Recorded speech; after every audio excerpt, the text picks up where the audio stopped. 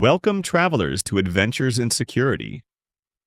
In this video, part 3 of our look at the CISA Zero Trust Security Model 2.0, we explore the second of 5 pillars, device. As discussed in part 1 of this series, the U.S. Cybersecurity and Infrastructure Security Agency, CISA, gives public and private organizations a practical roadmap for moving to zero trust. The model arranges 5 technical pillars: identity, devices, networks, applications and workloads, and data, plus 3 cross-cutting capabilities into 4 maturity states, ranging from perimeter-centric traditional operations to fully automated, risk-based optimal protections. If you like what you see, if you learn anything, be sure to give us a thumbs up and subscribe so you don't miss future content. The device pillar of CISA's Zero Trust Maturity Model. 2.0 treats every laptop, tablet, phone, Internet of Things, IoT sensor or server as a potential beachhead for attackers, so it demands controls that tighten as organizations progress from traditional to optimal operations. At the traditional rung, hardware inventories live in spreadsheets. Patch cycles run only when administrators have time, and the network assumes a computer is trustworthy once it clears the perimeter. Because nothing monitors device health in real time, a single unpatched kiosk or forgotten bring-your-own device can allow ransomware to pivot through the environment.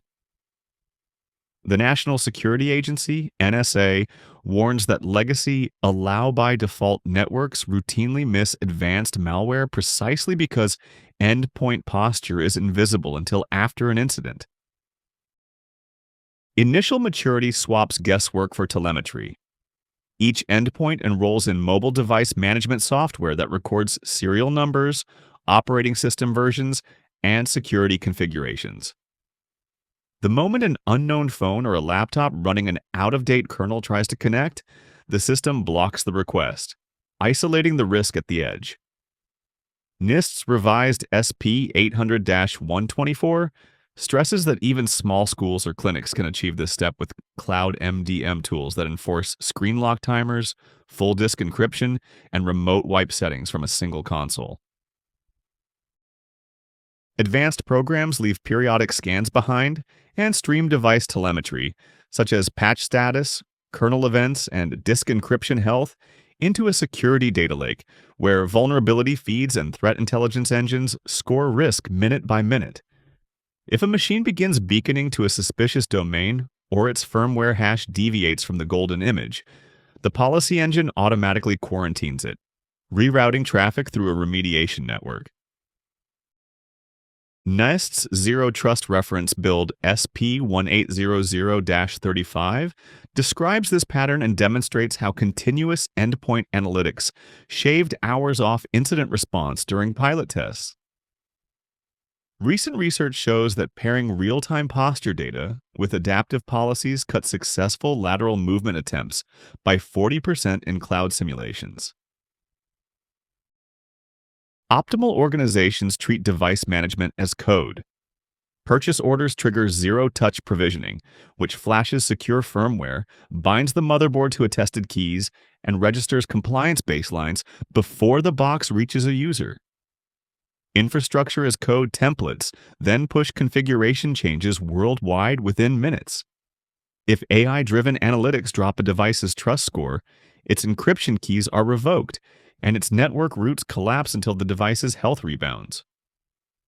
The NSA notes that this closed-loop feedback is the missing link between static inventories and truly self-healing fleets. To see the journey in action, imagine a community hospital that begins with handwritten asset tags and weekend patch marathons. By adopting cloud MDM and enforcing baseline controls, it reaches the initial state, cutting ransomware entry points tied to outdated nurse station tablets. Streaming those tablet logs into a centralized analytics platform propels the hospital to advanced, where infected ultrasound machines are quarantined within seconds.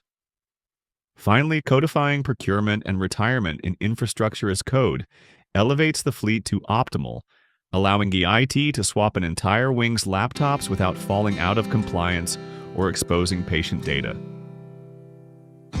That's it for this video. If you have questions or comments, post those in the video discussion. And until next time, be careful what you click.